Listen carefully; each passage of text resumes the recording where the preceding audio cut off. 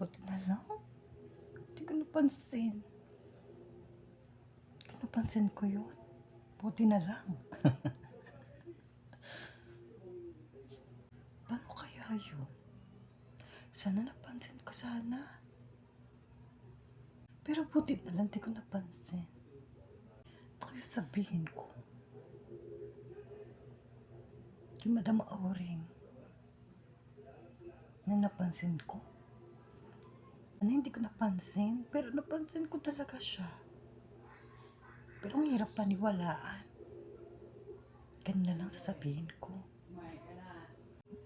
Ba't ka na punta dito? Sabi sa hula, may pupunta daw dito. Nakaribal ni Ana, ni Cheska. Nakita mo ba si Nestor? Diba? Sabi ng Bulang Kristal. Alam mo ba? Na hindi ko nakita. Hindi ko nga man lang napansin. Pero parang nagkasalubong kayo. Sabi ng Bulang Kristal. Hindi ako yun.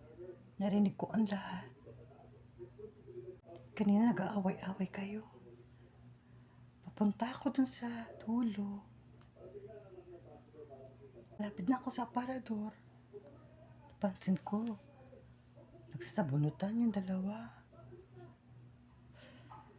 Tapos, natakot ako. Karipas ako ng takbo kasi narinig ko, nakasalubong ko si Nestor.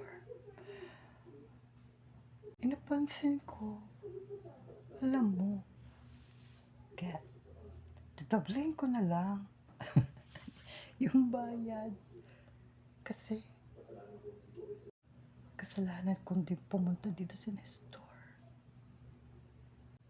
Buti na lang di mo pinapunta. Kung hindi, siguro pinabarangay ako ni Ana.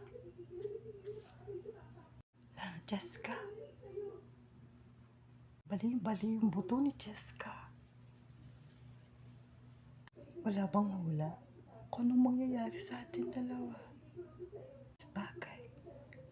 Hala, ang sabi dito, nakikinig yung dalawa sa likuran natin. Umuusok na yung mga tenga. Nagliliyab yung mata. Ikaw pa daw may kasalanan.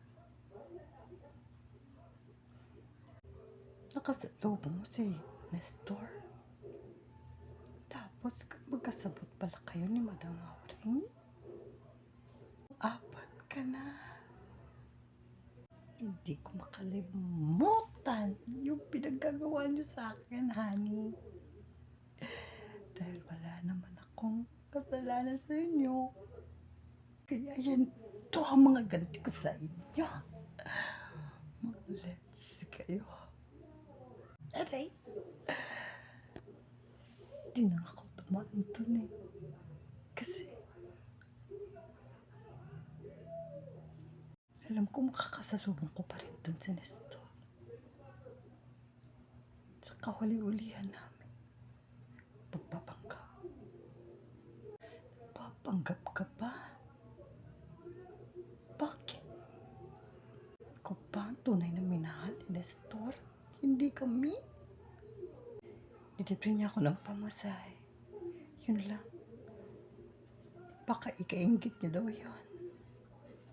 Kanino kayo pumunta? Kay Uron. Ba't ka nandito? Honey, ba't kasama si Nestor? Pinauwi ko na nga yun. Pwedeng dito muna kami matulog. Tabi kami. Kaga, boyfriend ko yan. Wala. Hindi ko alam. Aray ko! Masakit ka. Masakit ka. Umalis ka dito. Umalis ka. Umalis ka. Umalis ka. Tabi pa kayo. Hindi mo na ako nirespeto. Bastos ka nga ni ka. Pagdating ko dun sa bahay nila, ako, pagbibigyan nila ako. Pagbibigyan ako ng store. Ayun pala, silang dalawa. Natulog na lang tuloy si Nestor sa bahay namin. Ang nangyari, sila rin pala ni Yaya. Sila rin pala ni Yaya. Nestor, ba't kayo nandito? Matutulog kayong magkatabi? Hindi ka na naiya? Hindi ka na naiya sa akin? Matagal mo na akong niloloko. Umanda ka, honey. Itutumong kita sa tatay mo. Kaya yun, boyfriend pala siya ni Yaya. Sabay sila natulog. Kasama si Daddy. Hala, sumbong natin kay mami mo. Ba't ka pa na pa rito? Titignan ko kung anong ginagawa nila sa bolang kristal. Bawal makita. Ilang taong ka na ba? Akin na yan. Patingin lang. Sa store. Sabi rito, nagsasalita ang daddy mo na mahal niya sa store. Ay, si Daddy. Mahal si Nestor. Yari tayo kay Mommy. At sinabi niya na siya ang tunay mong Mommy. Kaya pala magkamukha sila ni Mommy. Si Mommy, si Nestor ay isa. Naging boyfriend niya si Mommy. Iyari tayo kay Daddy. Kaya pala, magkaamoy kayo. Magnanay pala kayo. Naku, honey. Iyari tayo kay Daddy mo. Ano ba ang sabi? Huwag sasabihin ang tunay niyang pagkatao. Dahil lesbian siya. Mas mahal niya si Yaya kaysa kay Daddy mo. Sinabunutan ng Daddy mo si Yaya mo. At bukas na bukas, pinapaalis niya si Yaya mo. Yeah. Karma ni Yaya yun. Kasi sa bagay si Mami yun. Buti hindi mo natikman si Mami mo.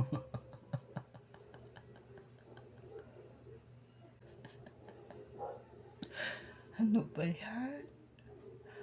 Sana hindi yan katotohanan kasi parang di ko maaatim na sabihin kay Daddy na si Nestor ay iisa lang at si Mami yun. At least minahal tayo ng Mami mo. Sabagay, kanya-kanya lang yan. Pero hindi ko maatim. Hindi ko kayo masulyap. Hindi ko maunawaan. Hindi ko maintindihan kung ano yung titrato ko sa inyo. Parang may kung ano. Hindi ko maatim na ginawa sa atin ni Mami yun. Kaya pala, si Mami pala siya. At least, sa hulang to, nalaman natin, di ba? Kaya, akin na yung bayad mo. Doble, ha?